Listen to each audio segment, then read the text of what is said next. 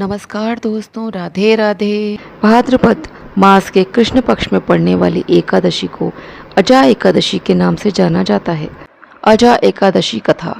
प्राचीन काल में हरिश्चंद्र नामक एक चक्रवर्ती राजा राज्य करता था।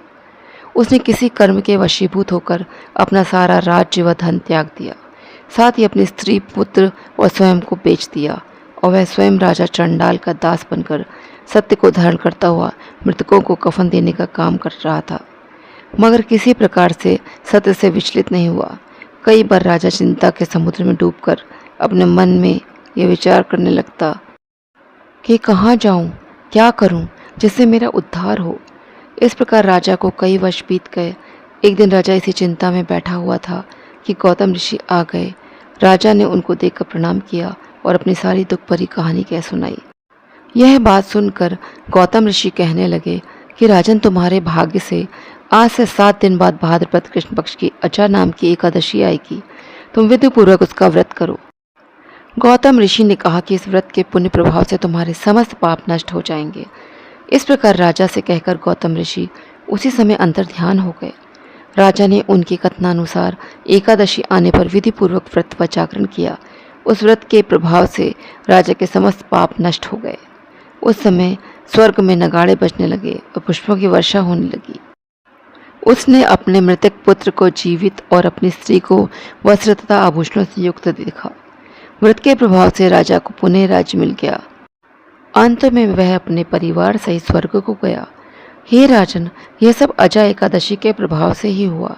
अतः जो मनुष्य यत्न के साथ विधि पूर्वक इस व्रत को करते हुए रात्रि जागरण करते हैं, उनके समस्त पाप नष्ट होकर अंत में स्वर्ग लोक को प्राप्त होते हैं। इस एकादशी की कथा के श्रवण मात्र से अश्वमेघ यज्ञ का फल प्राप्त होता है। एकादशी तिथि भगवान विष्णु को अति प्रिय होती है। इस दिन विधि विधान से भगवान विष्णु की पूजा अर्चना की जाती है। अजा एकादशी का व्रत करने के लिए दशमी तिथि को व्रत करने वाले व्यक्ति को व्रत संबंधी कई बातों का ध्यान रखना चाहिए। इस दिन व्यक्ति को निम्न वस्तुओं का त्याग करना चाहिए। व्रत की दशमी तिथि के दिन व्यक्ति को मांस कदापि नहीं खाना चाहिए। शाक आदि भोजन करने से भी व्रत के पुण्य फलों में कमी होती है। इस दिन शहद का सेवन करने से एकादशी व्रत के फल कम होते हैं।